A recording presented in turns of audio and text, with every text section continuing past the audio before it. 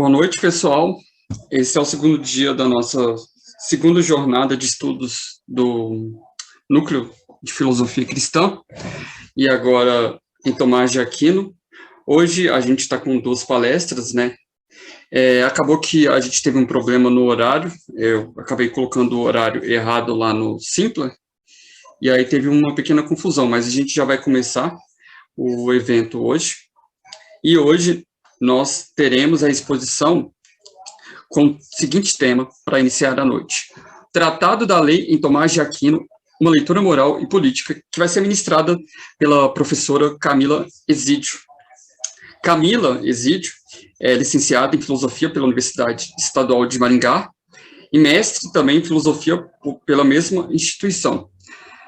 Foi professora substituta no Departamento de Filosofia na Universidade Federal da Bahia, é doutora em Filosofia pela mesma universidade, e a sua tese desenvolveu uma investigação sobre o conceito de lei natural em Tomás de Aquino.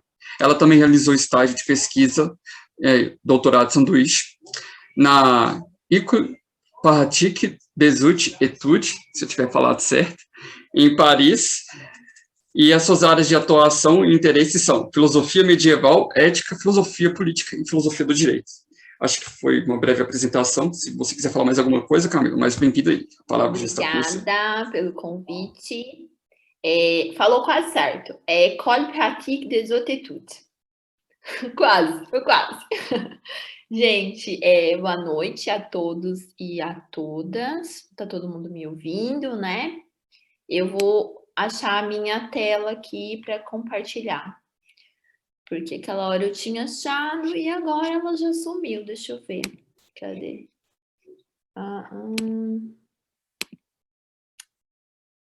Peraí.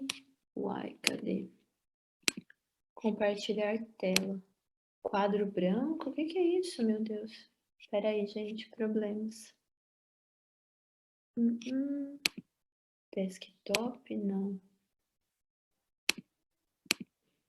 Uai.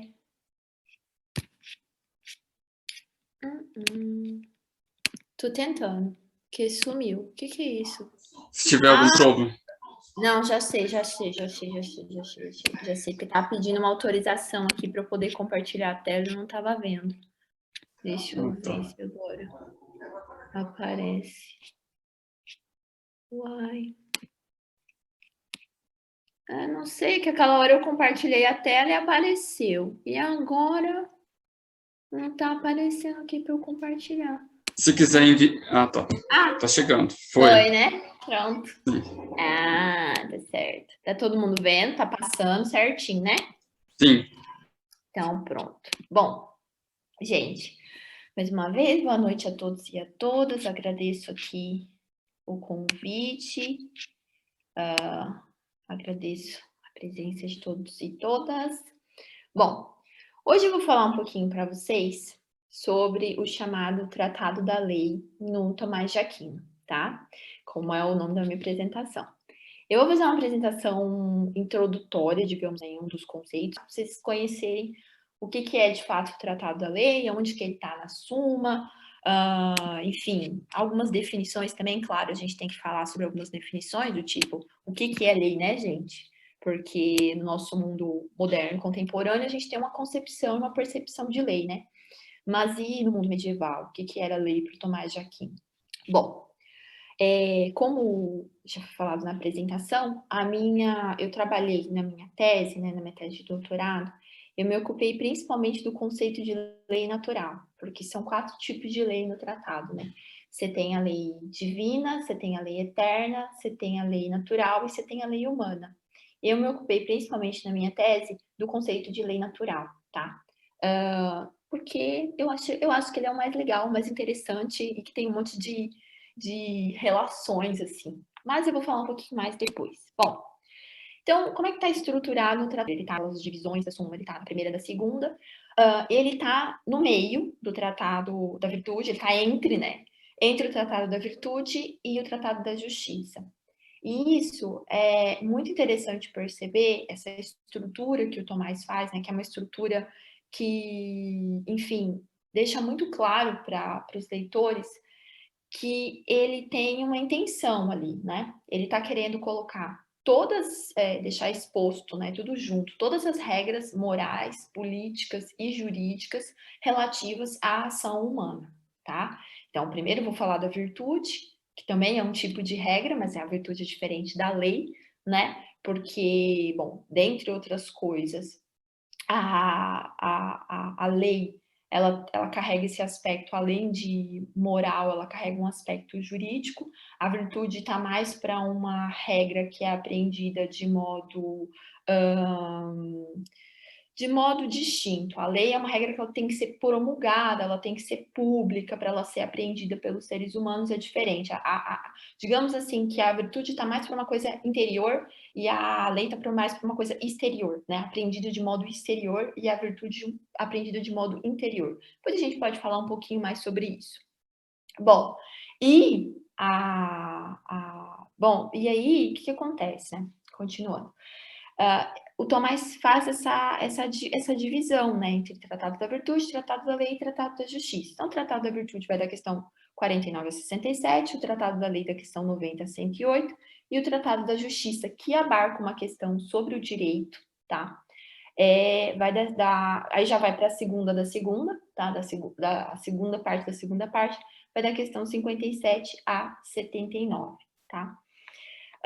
Então, como eu coloquei aí, né, e como eu já comentei com vocês, essa tríade argumentativa não vai ser fruto de um acaso, né? Ela tem, então, um objetivo ali no Tomás.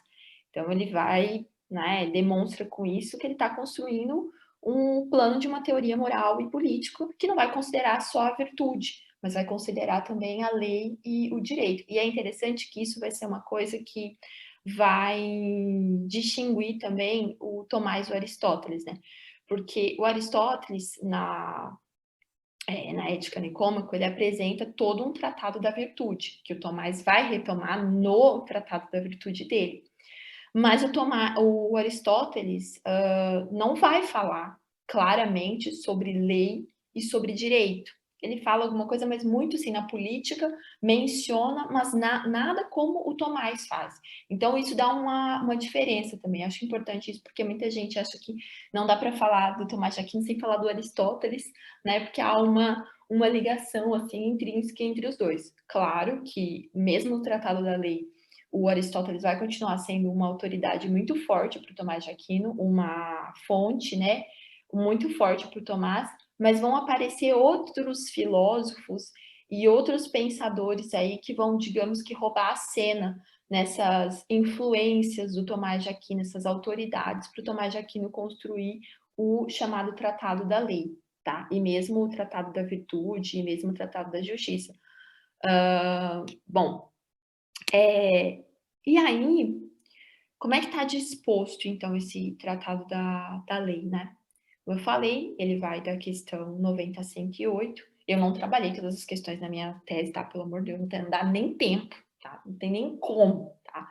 Eu trabalhei mais ou menos da 90 até a 97 e o meu foco era 94, que era a questão da lei natural mesmo, tá? Bom, então o que o Tomás vai fazer? Da 90 a 92, a questão 90 a 92, são tópicos, são questões introdutórias, né? E depois, tópicos mais amplos, digamos assim, da 90 a 92. Depois da 93, 94, 95, 96, até a 97, ele vai falar especificamente de cada um dos tipos de lei. Então, 94, por exemplo, é uma questão inteira sobre a lei natural. A 90... Ai, meu Deus.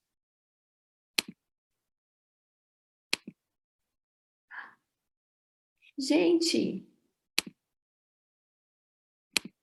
Caí, peraí. Já volto. Cadê? Gente, voltei. Eu sumi, mas sabe por quê? Agora eu vou explicar. O meu computador, ele tem limite de tempo. Eu coloco o limite de tempo no meu computador, no meu celular. Então, como deu 11h30 aqui, ele sumiu tudo. E eu fiquei sem ver nada. Desculpa, mas é porque assim, né? Como eu tenho que trabalhar o dia todo, 11h30 acabou, né? É a hora do sono. Pra quem não sabe, gente, eu tô morando em Portugal, porque eu faço pós-doc, tá? Então, aqui já são 11h30. Voltando. Então, o Tomás de Aquino ele vai fazer, são 3 questões introdutórias, né, a 90, a 91 e a 92, e depois tópicos mais amplos, e ele vai abordar, como eu falei, 93, 94, 95, 96, 97, cada uma dessas questões vai tratar sobre um tipo de lei, tá? Questão inteira. E aí, na questão 90, ele vai começar pela definição de lei. Então, o que que ela é, quem que a faz, quem a promulga, tá?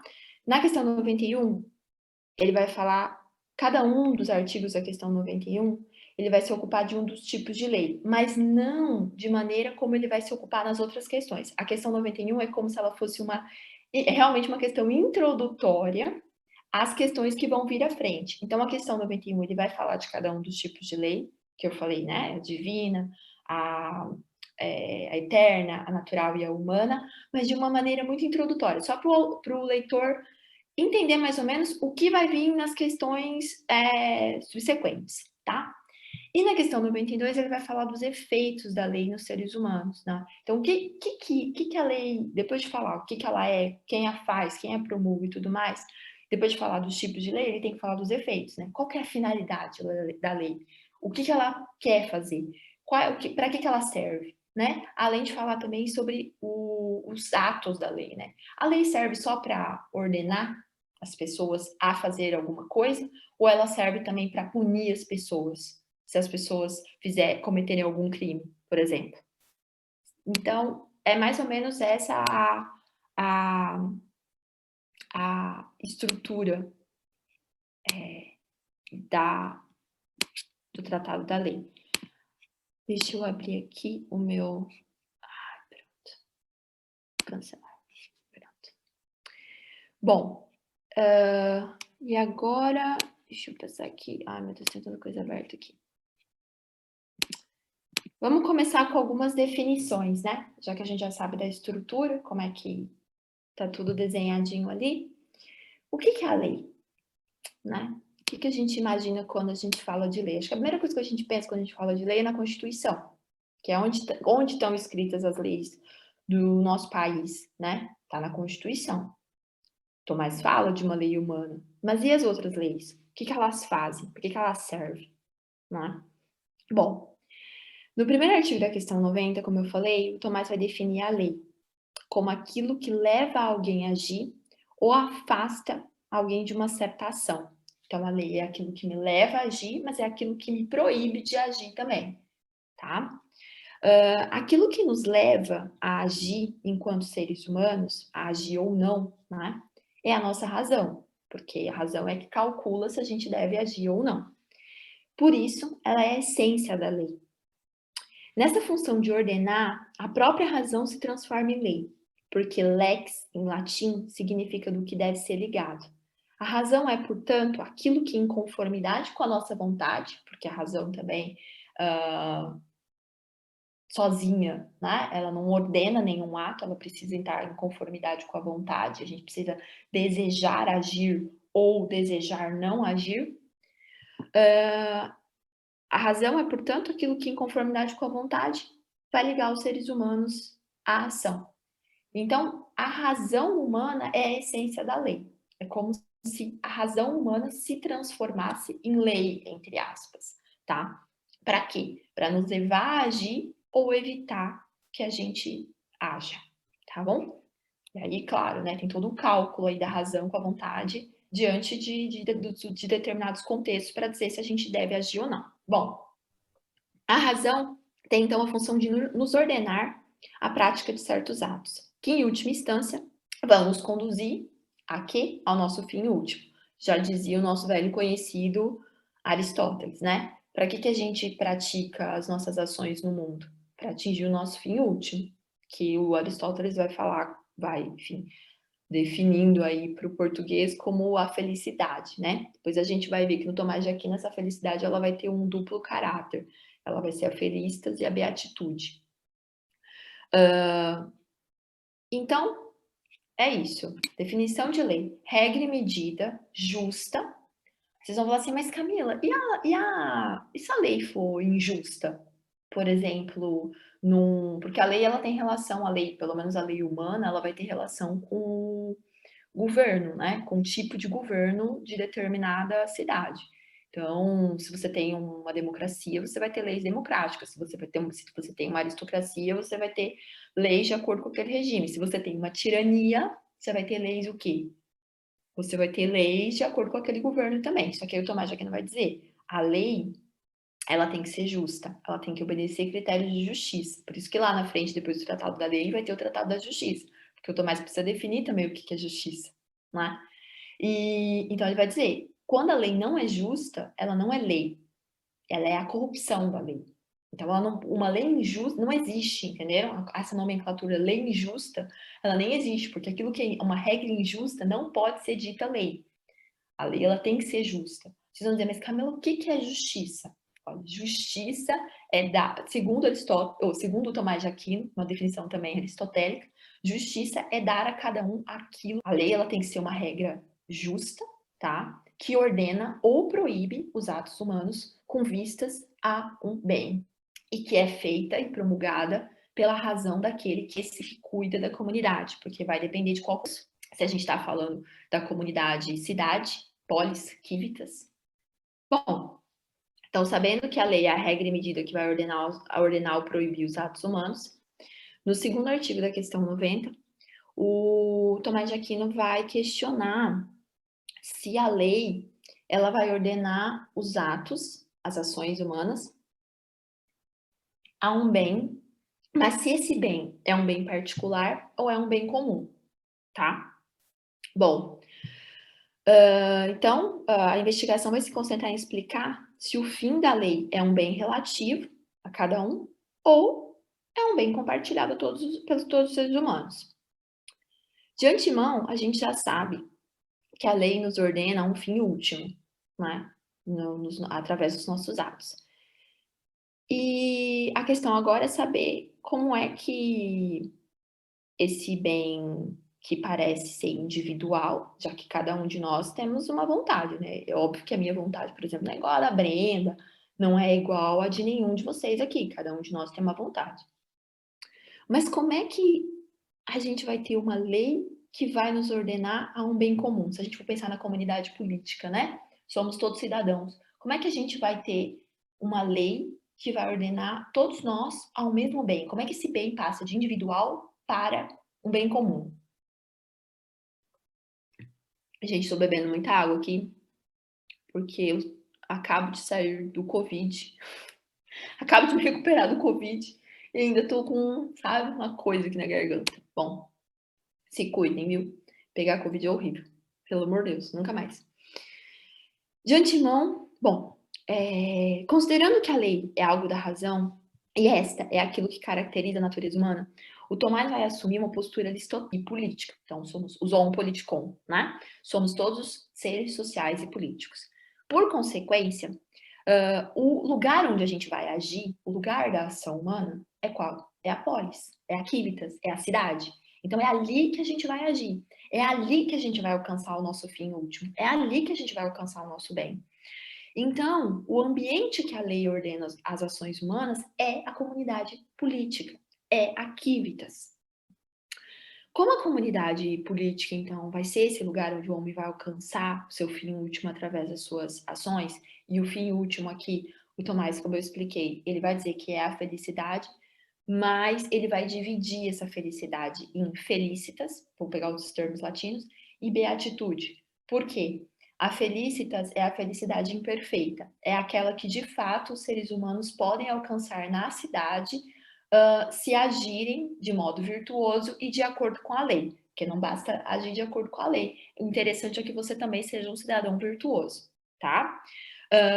Mas se você não for um cidadão virtuoso, é justamente por isso que o Tomás de Aquino vai escrever o Tratado da Lei, porque como ele sabe que os seres humanos têm um comportamento, têm uma natureza difícil, ele sabe do problema da humanidade. Ele vai dizer, olha, só a virtude não basta, a gente precisa da lei.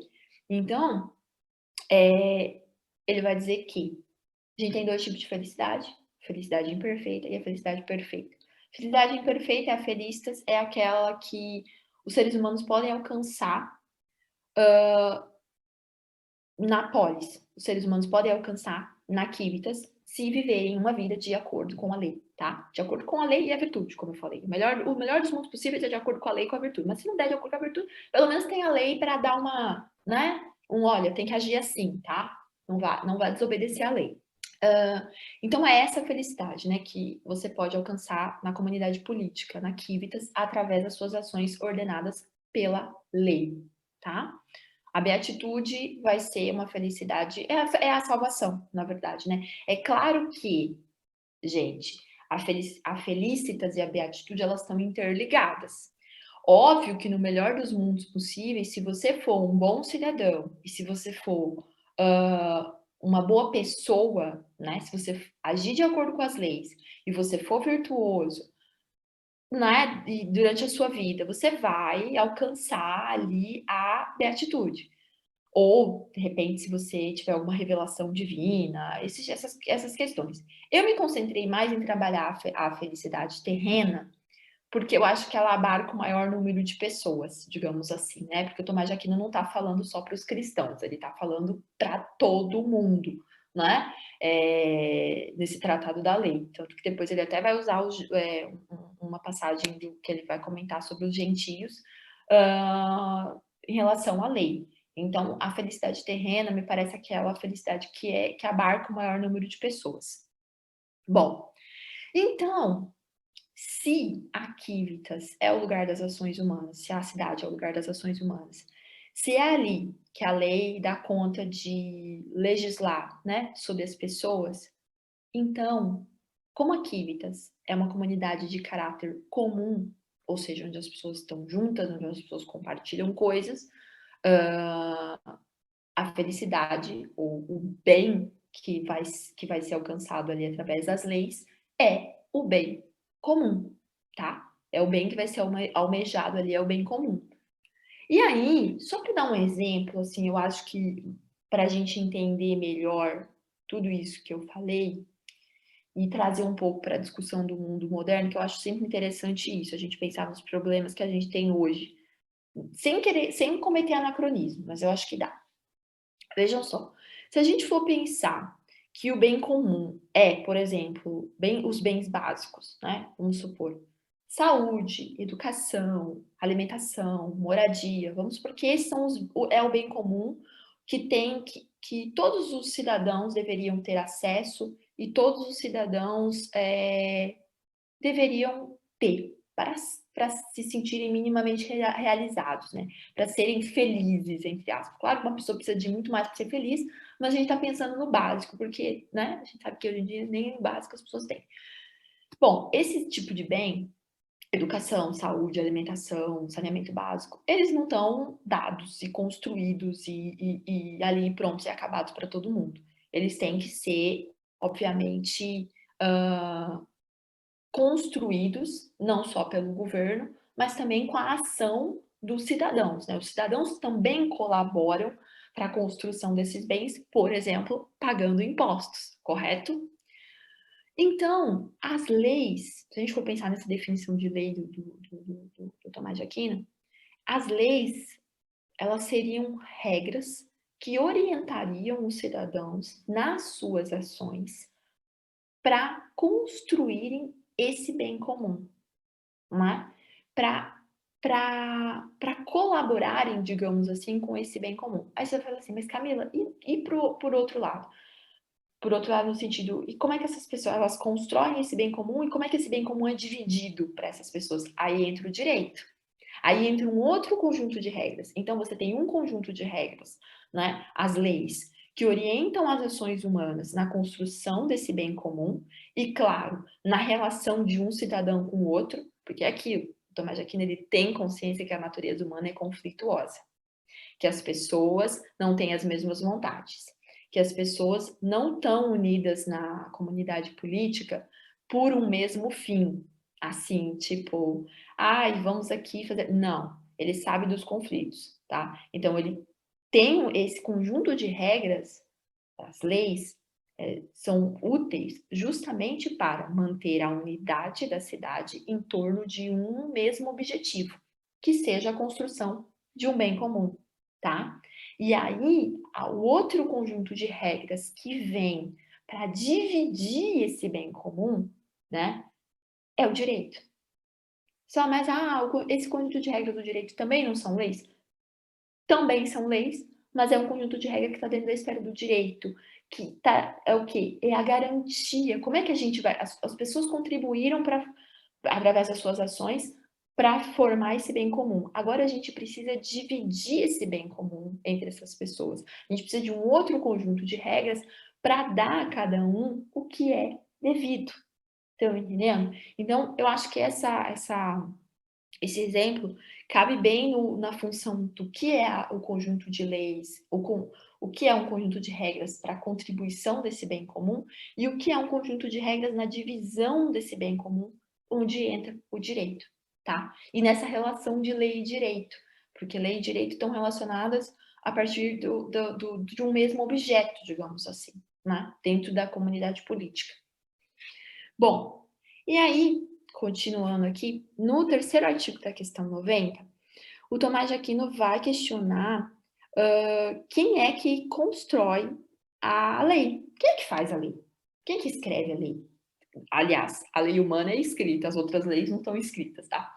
Mas quem é que fala, olha, essa lei aqui vai dizer isso, isso e isso, você vai ter que fazer isso, isso, isso, não, olha, você não pode fazer isso, tá? Quem é que faz isso? Bom, como eu falei, a essência da lei é a própria razão humana. Então, é a razão prática, né? Acho que você tem a razão especulativa e a razão prática. A razão prática é aquela parte da razão, digamos assim, que está ocupada ali com todas as questões relativas à ação humana, né? Está ocupada com a moral, com a política. Bom, então, se a essência da lei é a própria razão humana, todos nós podemos fazer lei. Todo mundo pode legislar? E aí o Tomás de Aquino vai dizer que para que a lei cumpra o seu objetivo, para que ela cumpra o seu fim, ou seja, para que ela dirija as pessoas ao bem comum dentro da Civitas, quem tem que fazer a lei, né, é quem cuida da comunidade, tá? Quem governa a comunidade. Porque essa pessoa, né, no caso da comunidade política humana, é o legislador, é o governante, né?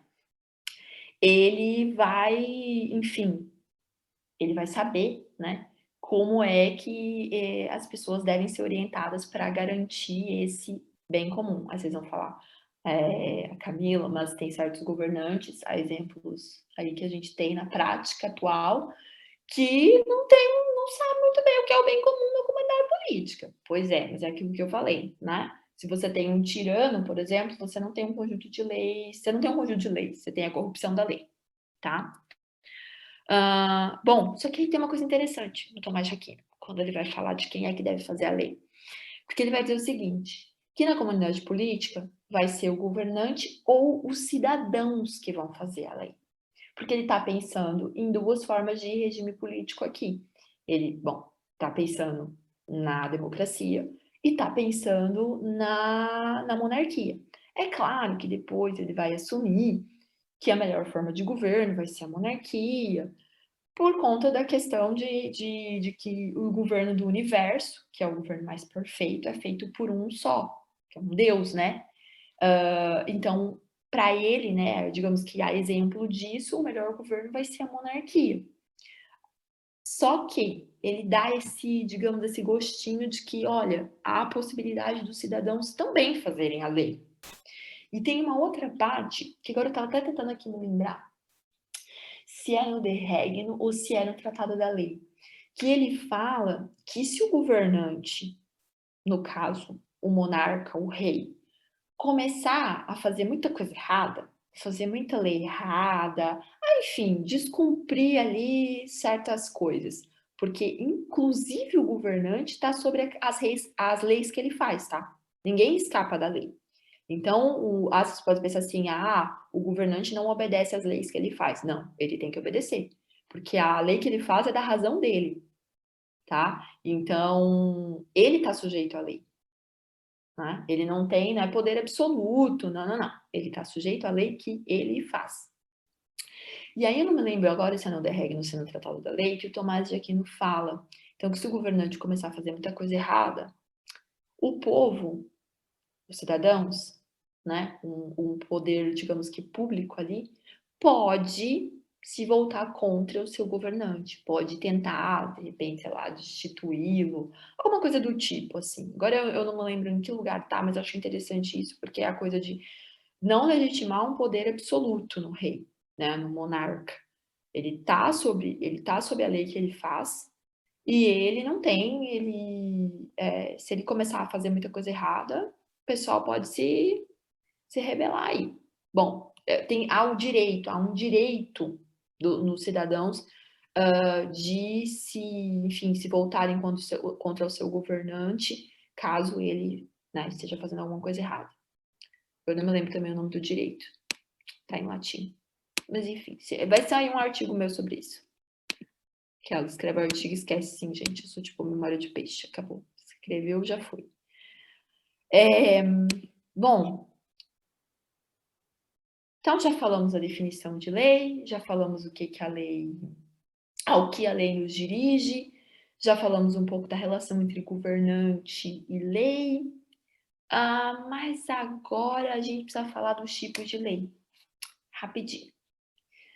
Bom, como eu falei, a lei, em sentido geral, é definida como uma regra feita por aquele que cuida da comunidade.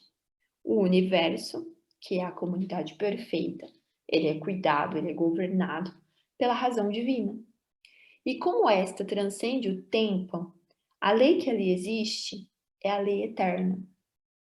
Essa lei é a manifestação da divina providência no ordenamento de toda a natureza.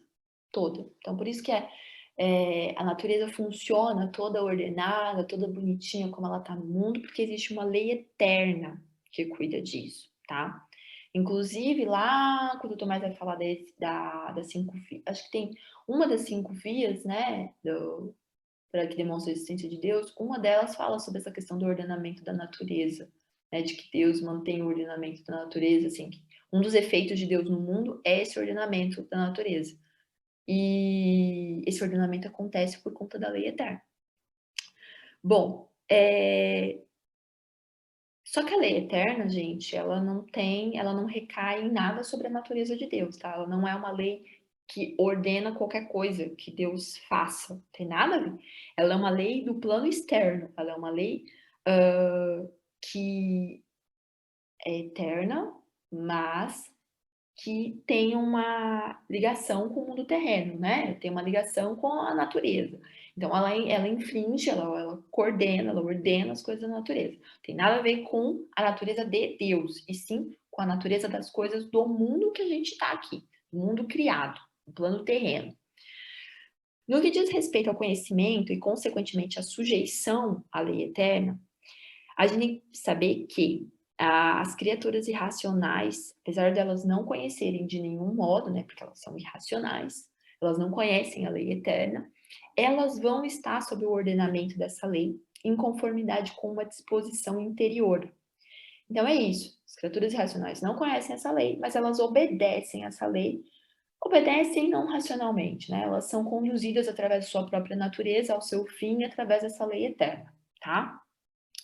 No caso dos seres humanos, e aí aqui que começa a coisa interessante também, além deles partilharem os aspectos da natureza irracional, né? Como a gente sabe, a gente partilha aí algumas coisas relativas aos animais também, os animais irracionais, e as criaturas como um todo, seres vivos, né? As plantinhas também. A gente não conhece a lei eterna diretamente, ele não acessa a lei eterna diretamente, só que a gente está sujeito a ela através da chamada lei natural.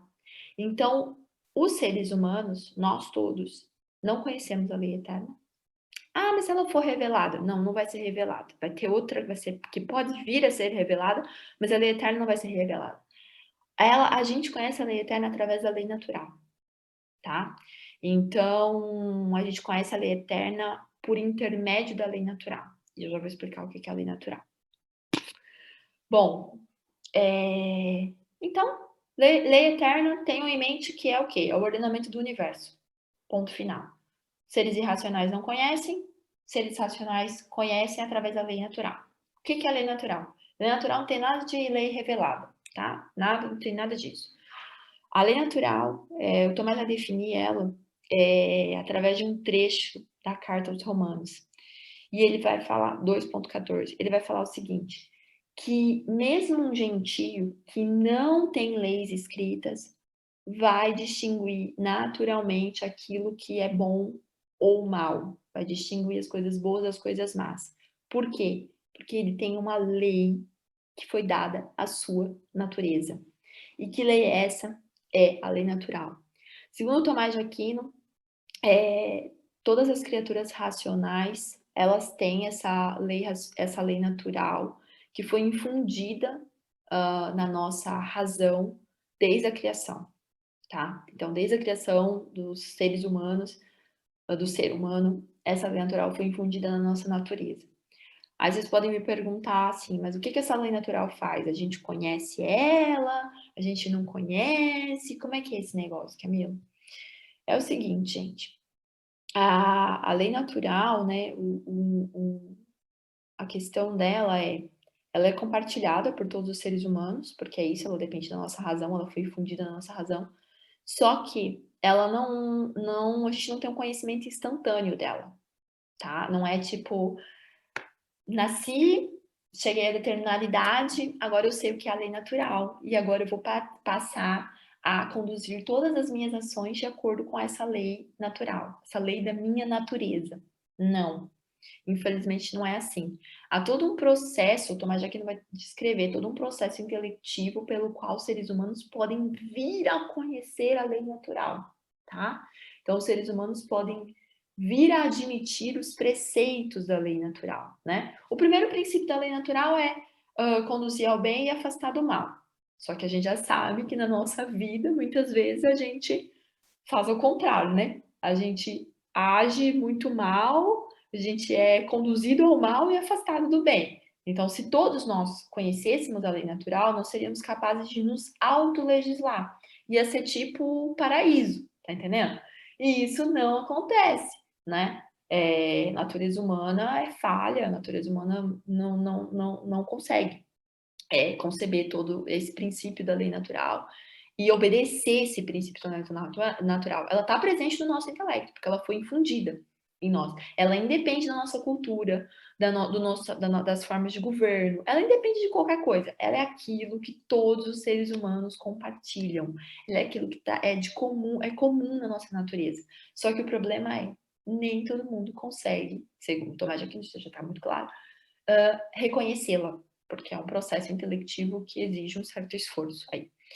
Bom, e aí talvez vocês estejam curiosos, mas Camila, o que diz essa lei natural, né? Porque a lei eterna, Tomás de Aquino não dá os preceitos dela, ele diz só que é o ordenamento do mundo. A lei humana, que eu vou explicar daqui a pouco, é a lei da Constituição, gente. Ah, meu Deus, de novo sumiu aqui. Voltei. Peraí. Só um minuto. Ai, Jesus! Sabe o que aconteceu agora? Deu meia-noite. Então. E o meu slide não tá aparecendo, né?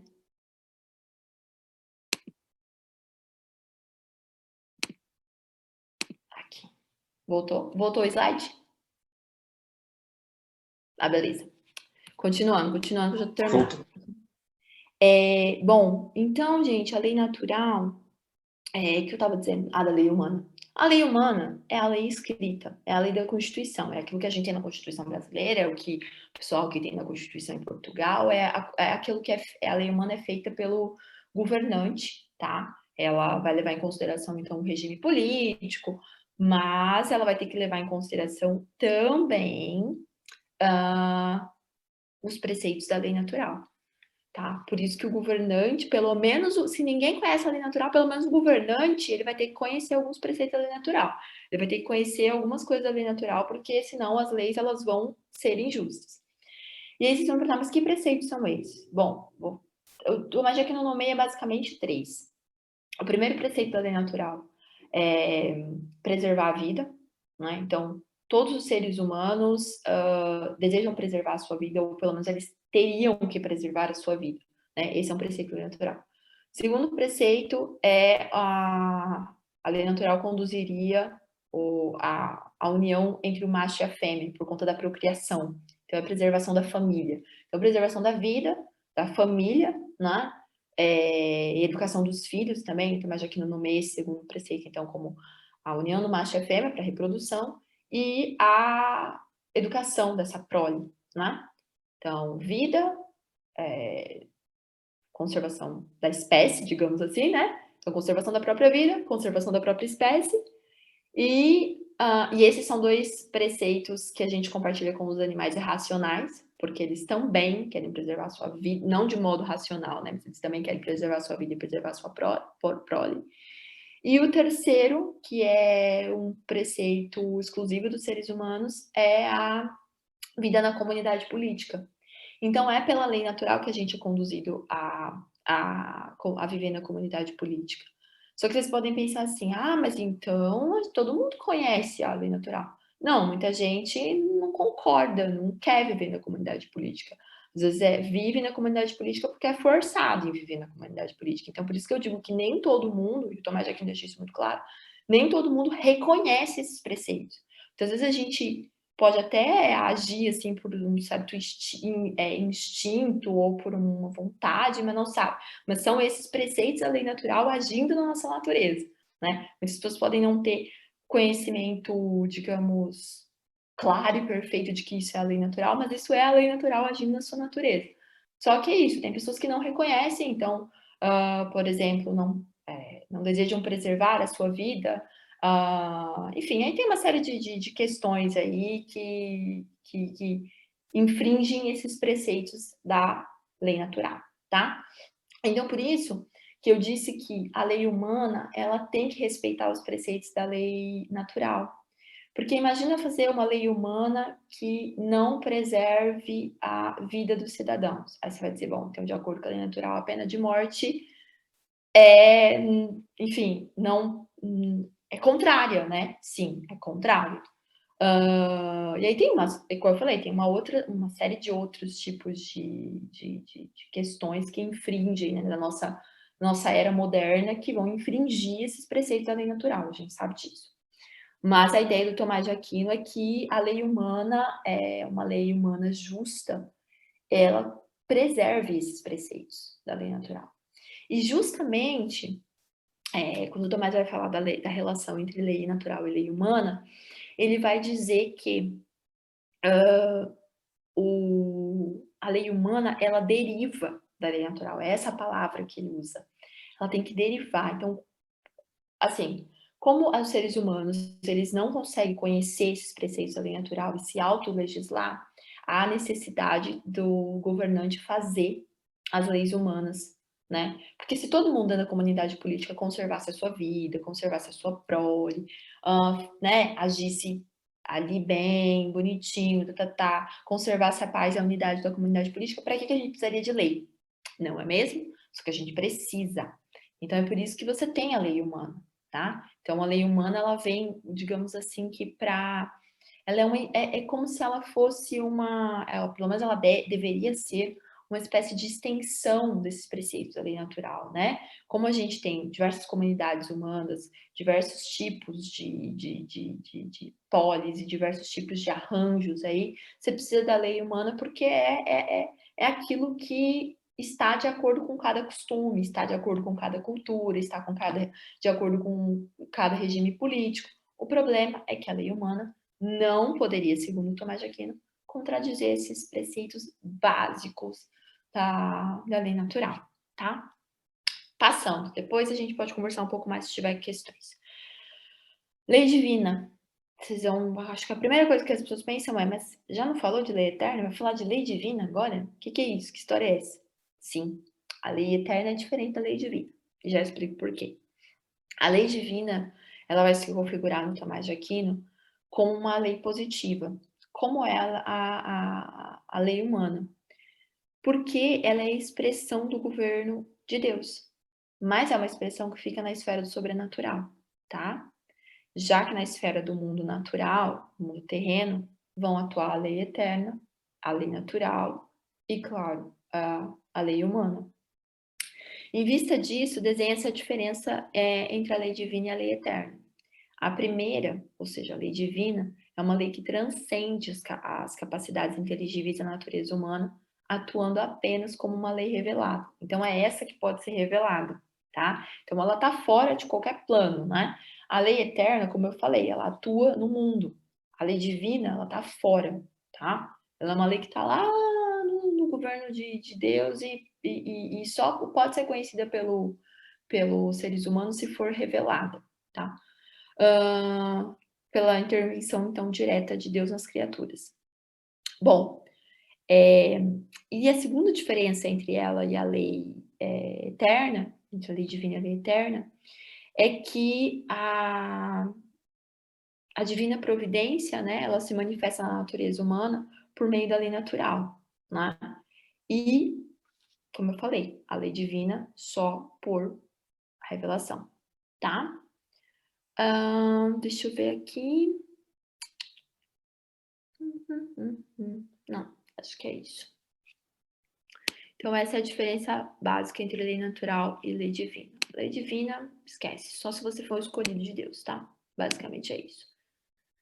Bom, já quase chegando no finalzinho, quais são os efeitos da lei? Que o Tomás de Aquino vai falar na questão 92. Opa, estou até me confundindo aqui, que eu tô com sono danado. Na questão 92.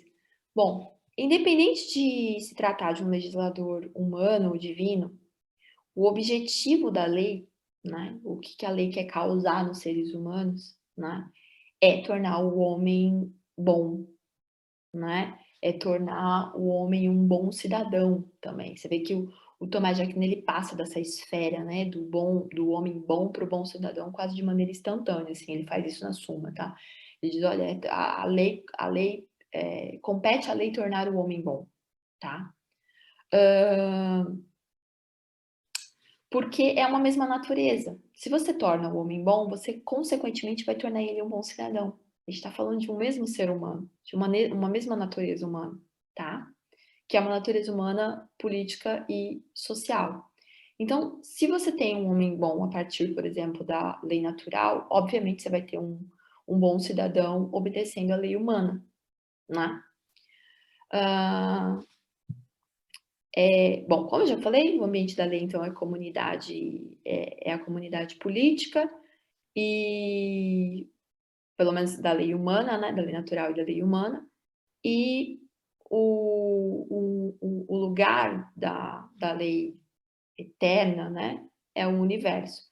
Então, qualquer uma dessas leis, o objetivo é fazer com que os homens, os seres humanos, se tornem bons, ajam de maneira boa, ajam de acordo com o seu fim, né? Então, no governo do universo, Deus quer que as coisas fiquem ordenadas, querem que elas fiquem todos nos seus lugares, agindo, né? Enfim, de modo de acordo com a sua natureza. Bom, deixa eu ver aqui. Sim. A lei divina, então, quando ela é revelada, ela tem o efeito de tornar o homem bom a fim de conduzi-lo diretamente à beatitude. A lei humana, por sua vez, quando promulgada pelo governante, ela tem o efeito de tornar o homem um bom cidadão, de acordo com os critérios de cada regime político ali onde ela é feita, né? Então, esses basicamente são os objetivos. O objetivo da lei é tornar o homem bom, ponto final, ou um bom cidadão. Ou conduzi-lo à beatitude, vai depender do tipo de lei. E que mais que eu tenho para falar? Ai, não. Sim. E para que a lei atinja o seu objetivo, né? ela vai ter que ordenar, então ela ordena os homens a agir, tá? E quais ações ela ordena? Aquelas ações que são praticadas por meio da virtude. Então vocês veem que há uma combinação aí de lei e virtude, né? Entre lei e virtude. Então, todas aquelas ações boas, então aquelas ações que são virtuosas, a lei vai ordenar. Mas a lei também vai proibir. Vai proibir o quê? Aquelas ações que a gente sabe que são viciosas. Mas a lei também vai poder permitir aquelas ações que são indiferentes, que não são nem muito boas, nem muito más, sabe? Que não vai fazer muito mal para ninguém, então ela deixa, assim, de vez em quando, né? Então, as ações que o Tomás de Aquino chama de ações indiferentes. Ele não dá exemplo, tá? Engraçado isso, eu adoro, assim, Tomás de Aquino, porque a gente fica pensando, né? Mas qual será que é a ação, ação indiferente, que não é nem muito boa, nem muito má? O que será, gente? Não sei. Tem que pensar. Mas a lei também pode punir, tá? Então, cabe à lei ordenar, proibir, permitir e punir. Então, esses 4, a lei só vai atingir o seu objetivo através desses 4 atos. E agora, o último slide. Depois de falar das estruturas, falar da estrutura do Tratado da Lei, falar do que é lei, falar dos tipos de lei, a gente precisa saber agora, por último, quais são as fontes do Tomás de Aquino. Vocês vão já logo dizer, claro que é Aristóteles, né? Óbvio que é Aristóteles. Também é Aristóteles, mas tem uma coisa interessante que eu comentei no início, que no Tratado da Lei, o Aristóteles vai perdendo um pouco, perde, né? Não é que vai perdendo, ele perde um pouco do lugar dele de autoridade máxima, digamos assim, dentro da filosofia do Tomás de Aquino. Porque o Tomás vai flertar muito com os romanos. Cícero, Gaio e o Piano. Cícero, né, o filósofo, Gaio e o Piano, os juristas. Então, no Tratado da Lei e no Tratado da Justiça também, o Tomás de Aquino vai trazer esses romanos para a conversa, tá? Então, só lendo aqui rapidinho, é comum a gente pensar, então, no Aristóteles como a principal fonte teórica de Tomás. E não é por menos, né? Como a gente sabe, ele comentou e, enfim, todas as obras do Estagirita. Só que no Tratado da Lei, a gente vai notar essa forte influência, essa forte presença dos romanos na figura do Cícero e dos juristas Gaio e o Piano. Tanto que a definição de lei natural, no Tomás de Aquino, tem uma parte da definição, né? Porque a definição é muito longa. Mas uma parte da definição de lei natural no Tomás de Aquino é do Piano, tá? Isso se deve, né, essa presença dos romanos aí, tem também muito Agostinho, tá? A definição de lei eterna do Agostinho. Essa retomada, né, essa tomada e essa volta do pensamento romano no mundo medieval, na obra do Tomás de Aquino, se deve a algumas questões que eu encaro como questões de ordem social, de ordem teórica, mas muito mais social. Por quê?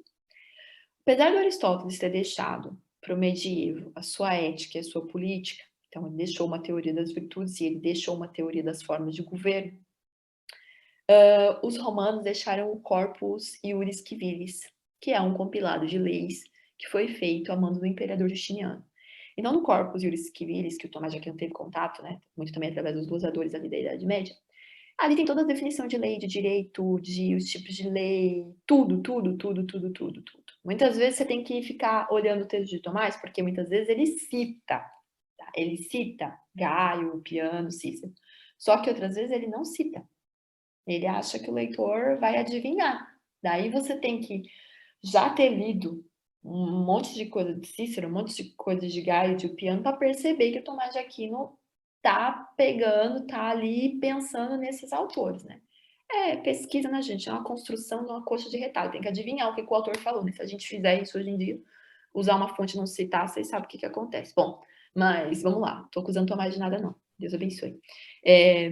Por outro lado, a sociedade medieval já não é mais a polis grega, tá? Então, o Tomás, ele tem essas outras fontes e ele tem, de outro lado, que a sociedade com a qual ele está lidando não é mais a polis grega, tá? Os objetivos do governante já não se centram, como está lá na política do Aristóteles, em garantir uma vida feliz através da virtude. Claro que o fim da lei é também a felicidade, mas não é só isso. Também tem a questão de manter a unidade, de manter a paz, de que os cidadãos colaborem com a construção desse bem comum. Então tem uma série de implicações ali na sociedade que o Tomás de Aquino vive, que é uma sociedade economicamente estratificada, que é uma sociedade feudalista, com um sistema econômico diferente do da Grécia Antiga, que faz com que ele precise de outras fontes, que faz com que ele precise recorrer a outras autoridades assim, filosóficas e jurídicas, né? Porque é isso, o Tomás de Aquino, com o Tratado da Lei, ele não está pensando só mais, como eu expliquei lá no começo, numa teoria moral, gente, ele está pensando numa teoria jurídica. E é isso uma das coisas que eu defendo na minha tese, é justamente o papel legal que a lei natural tem dentro da Civitas quando ela está relacionada à lei humana. Né? Essa relação entre lei natural e lei humana, qual que é o papel jurídico, qual é o papel legal da lei natural dentro da Civitas, né? Porque eu defendo que há um papel legal da lei natural dentro da Civitas. Eu acredito que não é só, acredito não é, o Tomás de Aquino não está só pensando numa teoria moral com o Tratado da Lei, porque para isso ele tinha feito só o Tratado das Virtudes e pronto. Não, ele está pensando também em um sistema jurídico para conduzir a Civitas, para conduzir a sociedade, uma sociedade política que tem outras necessidades para além da virtude, para conduzir os seres humanos que têm outras necessidades para além das ações virtuosas, que precisam de um conjunto de leis para orientar as suas ações, tá? Então, o Tomás de Aquino, ele combina essas fontes antigas, que ele já tinha, né? Aí de outros, né? Durante toda a Suma, trazido durante toda a Suma, com os juristas e os filósofos romanos aí, e também, claro, com as Sagradas Escrituras, por conta da necessidade do momento histórico que ele estava vivendo, né, gente? A Idade Média, ali, o poder da igreja e tudo mais, Tomás de Aquino, filósofo cristão, então a gente sabe que ele tinha também, óbvio, dentro desse Tratado da Lei, ele traz as Sagradas Escrituras para ilustrar muitas coisas, tá? Bom, eu acho que é isso. Já deu 1 hora, já falei a minha hora. Se ficou alguma questão, eu espero que tenha ficado, assim, mais ou menos claro tudo que eu queria falar para vocês. E se tiver alguma pergunta, estou aqui para responder. Se eu souber também, né, gente? Camila, muito obrigado pela apresentação e pela exposição bem clara. E pela disponibilidade também, por causa do horário, é bem complicado, né? Mas, pessoal, caso alguém tenha alguma dúvida, comentários, curiosidades, dúvidas, etc., pode se apresentar, né? Vocês podem levantar a mão aqui pelo Zoom ou também manifestar um interesse aqui no chat que a gente lê aqui. E aí a gente convida, né? Se você quiser fazer você mesmo sua pergunta, você se apresentar, falar o nome de onde você fala, porque a gente tem pessoas de vários lugares aqui, então seria interessante para a gente saber isso, né?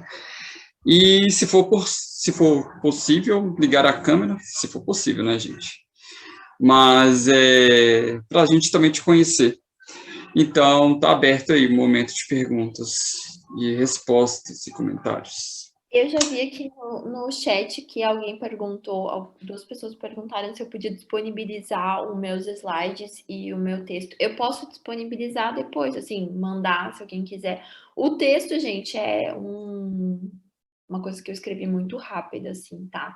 Eu posso mandar a minha tese está disponível, mas também se quiser que eu mande a minha tese, eu mando, que eu acho que lá tem mais coisas sobre o Tratado da Lei, tem tudo assim muito bem explicadinho e referenciado. O texto que eu li aqui hoje muito rapidamente, eu nem coloquei referência nem nada, porque foi um resumo mesmo. Mas eu posso mandar. E os slides também eu posso mandar. Não tem problema nenhum, não. Posso mandar para o e-mail que eu recebi o convite, depois eu repasso. Joia, eu posso repassar. Pronto. Perfeito. Eu mando. Beleza. Estou reformulando a minha pergunta aqui, até para fazer uma pergunta, dar um pouco de trabalho, né? Não, claro, vão dar um tempo as pessoas pensarem. Também, se não tiver pergunta, ó, não tiver pergunta, é duas coisas. Já respondo. Ou o pessoal entendeu tudo, ou eu falei muito difícil, o pessoal não entendeu nada. É aquela coisa que a gente não sabe. Camila, pode falar? Aqui. Tem um professor de filosofia que diz não haver nada de novo em Tomás de Aquino, pois o mesmo só réplica de Aristóteles. Pode comentar? Não! Que isso? Que é esse? Nem bota o nome aqui porque a gente não vai gostar dele, não. Que conversa é essa? Claro que tem coisa nova. Então... Acabei de falar aqui. Que eu saiba, Aristóteles não tem nenhum tratado da lei. Alguém conhece o tratado da lei no Aristóteles? Eu não conheço. Tem as virtudes, ele comenta alguma coisa de lei, mas que eu saiba, não existe tratado da lei em Aristóteles. Por exemplo, e várias outras questões. Gente, é aquela coisa, né? É óbvio que eu também não sou fã, eu nunca sou fã dos extremos, tá? Então, eu não sou fã daquele pessoal que diz também que dá para ler Tomás de Aquino sem dar uma olhadinha no Aristóteles. Eu acho isso muito difícil. Porque o Tomás de Aquino usa, não, você abre a Suma, você abre qualquer, enfim, abre a Suma contra os Gentios, abre a Suma Teológica, abre, sei lá, qualquer outro livro. Tem sempre alguma coisa que o Tomás vai fazer referência ao Aristóteles, não tem como. Então, assim, ler o Tomás de Aquino sem dar uma olhadinha no Aristóteles, eu acho difícil. Agora, dizer até por uma questão da metodologia mesmo da pesquisa. Para mim não dá. Assim, minha tese tá cheia, minha tese e meus artigos estão cheios de Aristóteles, porque a hora que o Tomás, sei lá, coloca fim último, ou homem social e político, gente, mesmo que ele não diga que foi o Aristóteles, mas tá lá, ou filósofo com letra maiúscula, hein? Mas também não acho que dá para dizer que não tem nada de novo. Não. Até nos comentários. Até os comentários que o Tomás de Aquino faz da ética, da política, da física, enfim, de todas as obras do Aristóteles, a gente sabe que tem coisa de nova, porque o Tomás de Aquino também tem que adaptar o Aristóteles. Imagina, gente, o Aristóteles não sabe, Aristóteles chegou na Idade Média, mas o Tomás de Aquino justamente comenta as obras do Aristóteles para que elas pudessem ser assim, aceitas de forma ampla, de forma, enfim, para serem bem aceitas dentro da universidade na Idade Média. Então, e não é um comentário, não é um comentário sem nenhuma interpretação. É um comentário que estende a obra do Aristóteles para a necessidade do período histórico e para a intenção que Tomás de Aquino tinha, tá? Então, só que também não acho que seja um comentário que, o Aristóteles, colocar palavras na boca do Aristóteles, assim. Algumas vezes sim, mas outras vezes não. Acho que o Tomás segue bem um rigoroso, sim, na hora de comentar as coisas, viu? Então, eu acho que é uma via intermediária, sabe? Claro que há coisas novas. Não é uma réplica, que horror. Parece, eu ia fazer uma piada, mas parece muito a afirmação de professor de vestibular, gente. Não é? Oh, gente, como assim? Mas, Camila, Sim. pode ficar à vontade aí, Camila. A Camila que quer falar, a Camila Mello aqui que levantou a mão. Tem outra, Camila, meu Deus, eu aqui tô passando. Primeiro, agradecer pela exposição, né, muito boa. Eu sou de Vila Velha, Espírito Santo. Eu queria, assim, achei interessante a explicação sobre deixa eu abrir a câmera aqui, sobre a divisão entre a classificação de lei divina, lei eterna, porque Agostinho, por exemplo, ele vai tratar quase como sinônimo, né, ele vai botar a lei eterna e atribuir a Deus, e lei temporal atribuindo à esfera humana, né. Ele não faz toda essa divisão, né? É diferente, eu acho assim, o Tomás, ele é mais sistemático nas suas divisões conceituais, né, o Agostinho deixa um pouco a desejar nesse sentido. Agora, o que eu achei interessante da sua explicação sobre Romanos 2, se não me engano, que é o texto que ele usa para fundamentar a lei natural, é que existe em outros filósofos, né, Eu acho que isso aparece de alguma forma também em Agostinho, mas existem outros filósofos uma tentativa de extrair a lei natural a partir de uma espécie de essência do que seriam os 10 mandamentos, né, o decálogo. Então, eu não sei se o Tomás elabora essa questão voltada ao amor, por exemplo, ao amor cristão no conceito, no contexto do que ele entende como uma ética talvez mais aplicada, né, à cristandade, ao, ao mundo religioso, digamos assim. Mas é bem interessante, não sei se seria exatamente uma pergunta, mas assim, como que ele dialoga o tema do amor a partir da sua tradição, da tradição que ele veio do cristão, com essas questões da lei natural e como isso se aplicaria no contexto de uma lei já humana para ser vivida na sociedade, né? Não sei se ficou claro. Ficou mais ou menos claro. O problema é que eu não faço nem ideia como é que o Tomás de Aquino vai trabalhar essa questão do amor assim, relativamente à lei natural. Esse é o problema, assim, sabe? Não faço a mínima ideia. Então, eu não vou conseguir te responder isso, porque não sei. Não sei. Agora, sobre a questão dos 10 mandamentos, e da relação, né, da questão da lei natural com os 10 mandamentos, o Tomás de Aquino, assim, ele nem... talvez ele cite algum momento, fale assim, dos 10 mandamentos, mas não.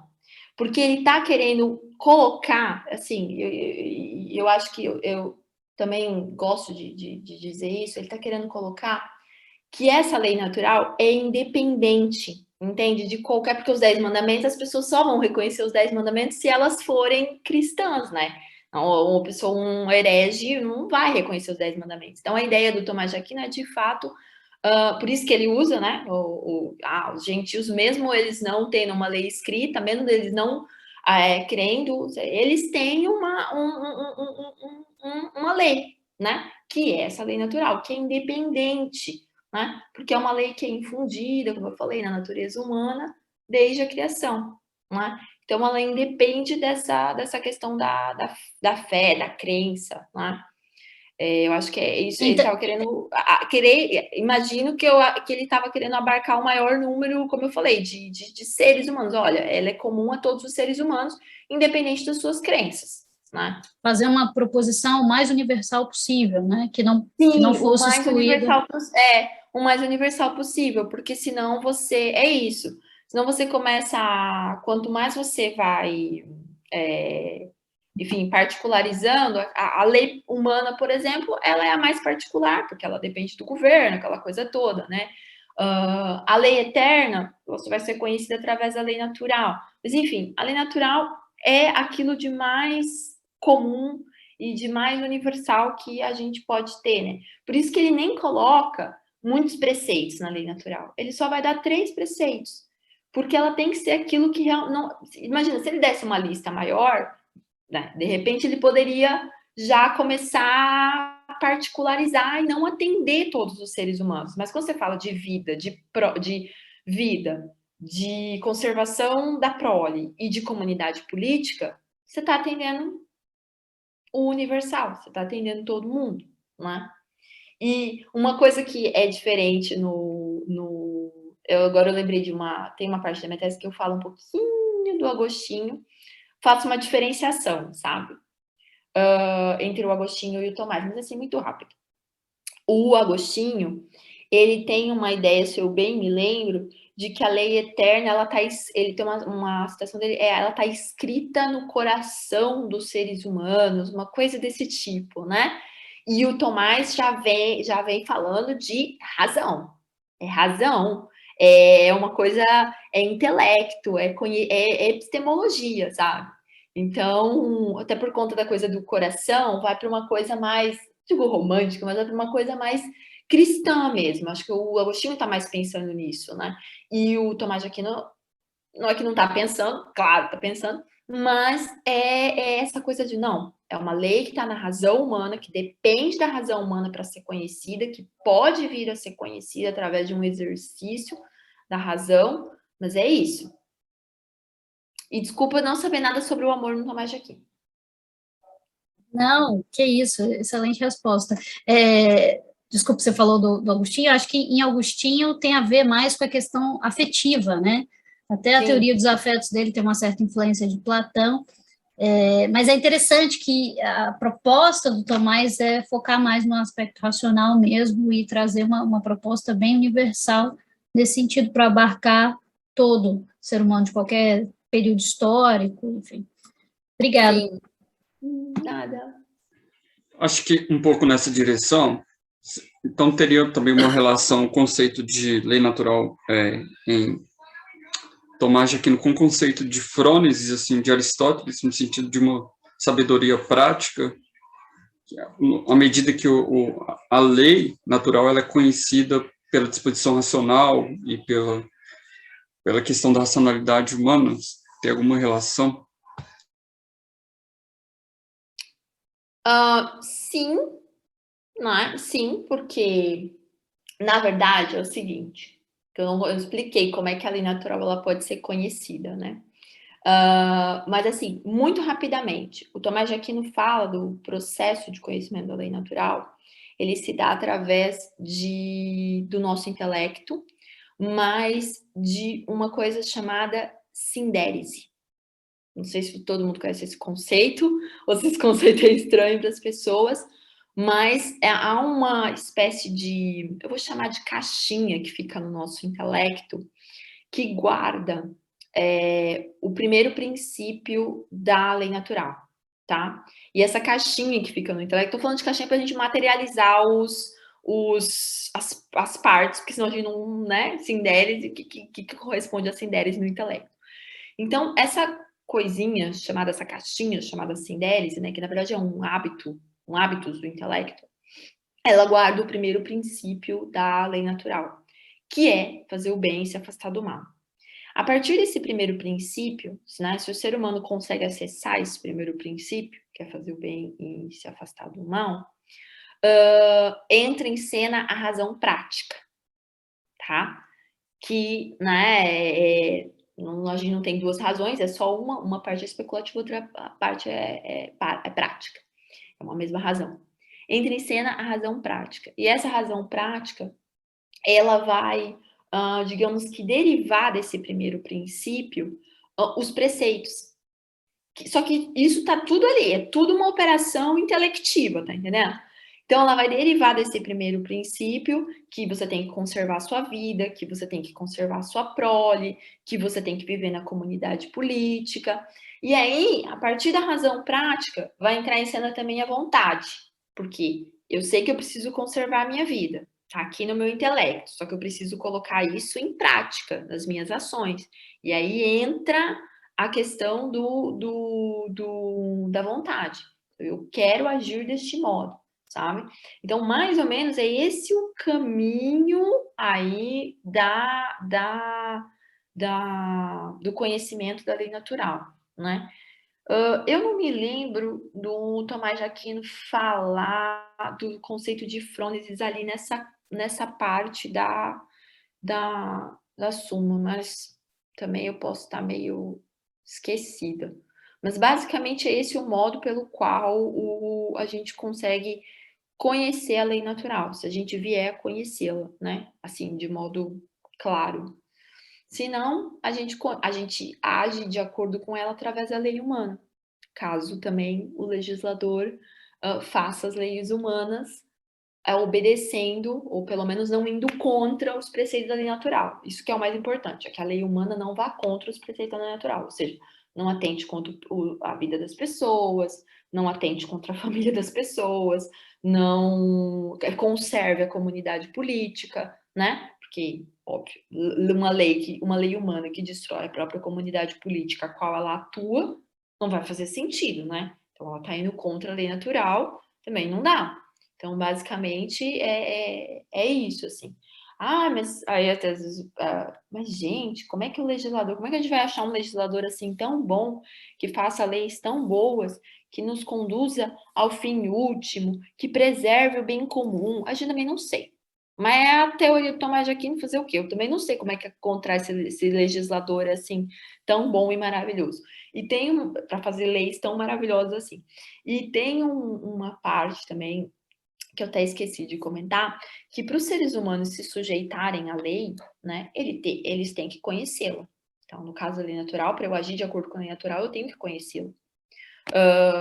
Para eu agir de acordo com a lei humana, eu tenho que conhecê-la, né? Eu acho que essa é a primeira, assim. Então, por isso que as leis, elas têm que ser claras, entendeu? Elas têm que ser promulgadas, elas têm que ser públicas, porque para as pessoas se submeterem e obedecer à lei, elas têm que conhecer, né? Se você não conhece, você está praticando um ato involuntário, você não está sendo dirigido por uma lei, você não está sendo dirigido, né? Está agindo de modo involuntário. Isso não é nenhuma ação legal, nenhuma ação, enfim, moral. Não sei se eu respondi. Muito obrigado. Nada. Mais alguém? Senão eu vou me embora, dormir. Aí já é 00:37, né? Meia-noite Isso. e 37. Bem tarde. Eu até já pedi desculpa pra Brenda, que eu não vou poder vê-la. Mas vai ficar gravado. Eu sei que ela é ótima, vai falar muito bem. Gente, quiserem fazer perguntas, digam. Bom, acho que também para não complicar tanto pelo seu horário, né? É claro, se alguém aparecer, está aberto. Mas para não complicar o horário da Camila, porque ela está em outro fuso, em outro país. E acho que a gente pode concluir agora. E a gente pode ter uma pausa de 5 minutos até 8h45. A gente pode voltar aqui para a segunda exposição.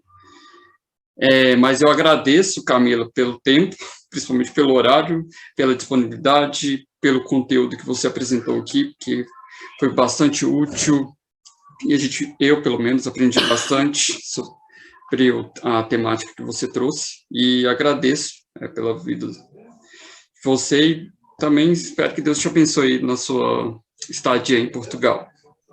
Obrigada, gente, por me ouvir, tá?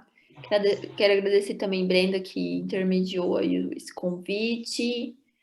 Depois eu mando, então, a minha tese e o meu slide para quem se interessar. Também podem me escrever, vou deixar aqui meu e-mail, não sei, então se vocês tiverem alguma dúvida, alguma questão, fica aqui meu e-mail. Eu respondo todo mundo, assim. Demora, mas eu respondo, tá bom? Então, obrigada.